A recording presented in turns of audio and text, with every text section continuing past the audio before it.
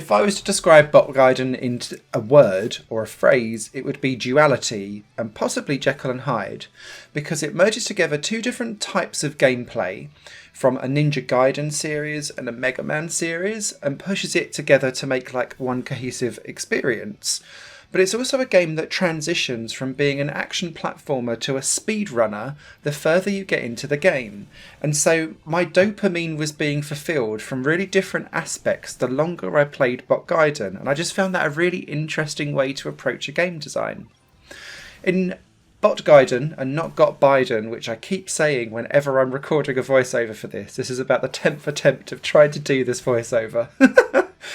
You play as these two robots ninjas called LBRY and Bytron, but that allows you to play co-op throughout the entire experience. I've only played this game in single player and it still holds up perfectly fine. But the idea with this is that you have the initial 6 levels in the game to choose from, and you can go around them in any way that you want and see fit, and they're replayable too. Very similar to Mega Man, you chase after the levels where you think that the power-ups for completing the level and then completing it within a certain time period, they become unlocked for you if you hit certain medals. And so if you're finding that you're struggling with some of the platforming, it might be worthwhile targeting some of those upgrades first. Or if you're struggling with some of the more combat issues in the game, then you might want to go for powering up some of your abilities, or perhaps going for like better dash abilities so that you can get out of the way of attacks as they fly through. The choice is yours, and I always find that quite liberating. Although I did find that actually if you go through the numbers in levels in progressive order of like left to right on the screen, they are progressively more tricky as you go through. And that's because like the first areas will have relatively simple enemies, but it's the actual traversal element of each level gets progressively harder and trickier as you go through the levels, particularly with level 6 where you're going constantly upwards and the floor is not like you can't fall back down, you just fall off the screen and then you lose a life. So if you're going to go and tackle that level first, good luck to you. The robots feel clunky and very on compass, if that makes sense. So you can zoom up, down, left and right, but actually once you're on a move, it's very difficult to course correct yourself out from it. But your characters like latch on to everything like sticky spiders goo. So if you catch a side of a ledge, it will just cling onto it, and then you're like, that's not really what I wanted. But then they can kind of hop up.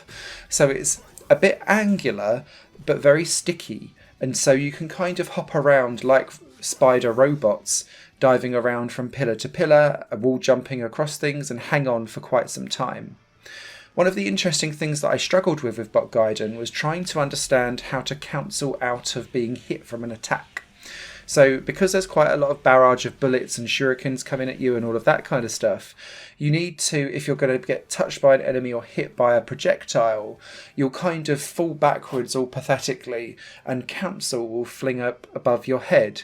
Now you can press one of the shoulder buttons and that will kind of vamoose you back to life so that you can kind of barrel jump out of falling to your doom. And actually sometimes being repeatedly hit can help you out with all of that. But it takes some getting used to, and I did find that sometimes it was a bit hit and miss as to whether it would actually respond to me trying to cancel out from an attack. Alongside all of that kind of movement around on the screen, you also have the ability to glide everywhere. And again, this is another upgradable ability, just like being able to cancel out of stuff and like dash around out of the way. The actual gliding sometimes runs faster than you running, especially once you've upgraded it. And it can chuck out some bombs at the same time. So I found that I would start to use gliding an awful lot more later in the game. Why would you want to do that? Well, essentially, your bot becomes more and more powerful the quicker and faster you complete levels. So initially you'll be going at it just to try and enjoy and get through the level and defeat the bosses, and the bosses are quite varied but very fair. However, some of those bosses require you to have some upgrades, or at least have upgraded and got some power-ups along the way, so that you don't just arrive with like your vanilla robot at the end of the level, because some of them are much more trickier to complete and kill that way. You also have the ability to arrive at the boss early, because the longer you take in a level, the more HP they have as they build up to their full HP meter on the top right hand side of the screen. So it's in your interests to go fast. However, you might want to just kill everything on the screen. The choice is yours. And the way how I played this game was that I enjoyed just playing around and killing everything in my first playthrough of a level. And then I got used to it and thought, right, now I can speed run it. Or speed glide it, as it ended up being. Because if you can get up high and glide your way through, you can avoid catching quite a lot of the enemies. And it also allows you to arrive at the boss earlier, collect some power-ups, hit that gold medal standard of completing each level within 2 minutes, and then you get 3 power-ups. One's always an extra life, and then 2 are additional like passive-aggressive things for whatever it is that you need to upgrade. So it could be your glider, it could be your shurikens, it could be your short-ranged attack, it could be your speed of diving out of the way. All of those things are upgradable. So, as you go through, you kind of change your tact from being like, this is an action platformer and I've got to be careful with what I'm doing, a la Ninja Gaiden, to, Jesus Christ, let me just barrel rush my way through the whole thing until I can get to the final boss and dispatch it as quick as possible. Because sometimes you can arrive and you don't even have to think about your own health. You just kind of smash the buttons and kill the boss and just take the damage as it comes to you, because you've been so quick they've not got up enough health to really give you much of a pushback. So that's what I mean about like the game shifting over time. I found this game quite charming. I enjoyed the soundtrack. I really liked the graphical design.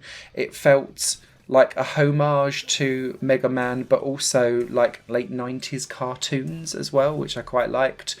And although I didn't play it in co-op, I can totally see how this would work in co-op as well. I also played it on some of the easier difficulties, and there is definitely a step up in difficulty as you go from casual to normal and normal to hardcore. I didn't try ludicrous difficulty because that felt really designed for co-op, so if you want the absolute carnage, it's there for you if you want it. But I have to say, this has come out of a left field gem, and whilst it's designed around making sure that it gives you lots of dopamine hits by speed running and exploding everything on the screen, I had a whale of a time, and it took me back to the much more simplistic, fun, and like, you know what you're getting style of 90s action platformers that I grew up on. So thumbs up from me. Written review over on higherplayinggames.com. Any comments or questions, leave them down below. Higher Plane Games is part of the Higher Plane Network, a completely independent media outlet supported by people like you. The goal is to create the best possible content that cultivates a richer indie scene for games as well as music and entertainment. To find out more and to get involved, visit patreon.com/Higher Plane Network. Your support makes all the difference, and in return you'll gain access to bonus content and downloads. Thank you for watching.